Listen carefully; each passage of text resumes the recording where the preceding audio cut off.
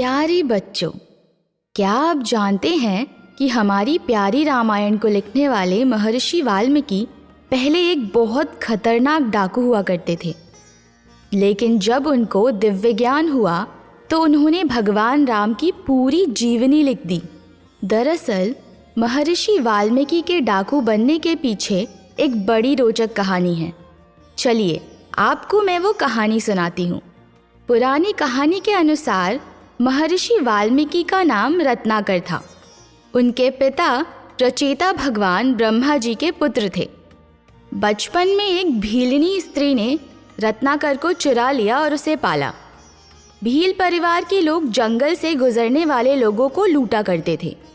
रत्नाकर भी अपने परिवार के साथ लोगों को लूटने लगे थे और जो आसानी से नहीं मानता था वह उसकी हत्या कर देते थे।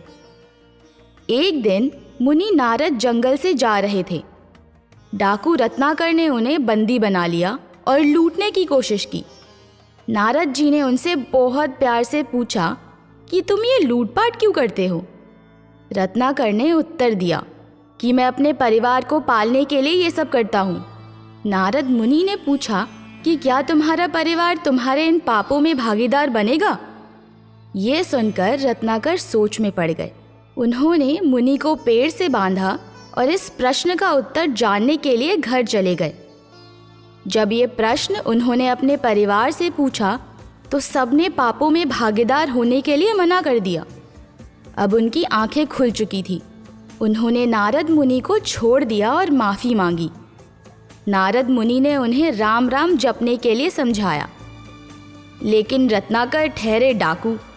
उनके मुंह से राम राम की जगह मरा मरा शब्द निकल रहा था। तब नारद जी ने कहा कि तुम मरा मरा ही बोलो, इससे भी तुम्हें भगवान राम मिल जाएंगे। मरा का उल्टा राम ही तो होता है। जाप करते हुए रत्नाकर तपस्या करने लगे। वे तपस्या में इतने लीन हो गए कि दीमक ने अपना घर उन पर बना लिया। ब्रह्मा जी उनकी तपस्या से खुश हुए और दर्शन दिए। ब्रह्मा जी ने रत्नाकर के शरीर पर बांबी देखकर उनका नाम वाल्मीकि रखा। ब्रह्मा जी ने वाल्मीकि को रामायण लिखने के लिए कहा। संस्कृत का पहला श्लोक महर्षि ने एक पक्षी जोड़े को देखकर संस्कृत में श्लोक बोला।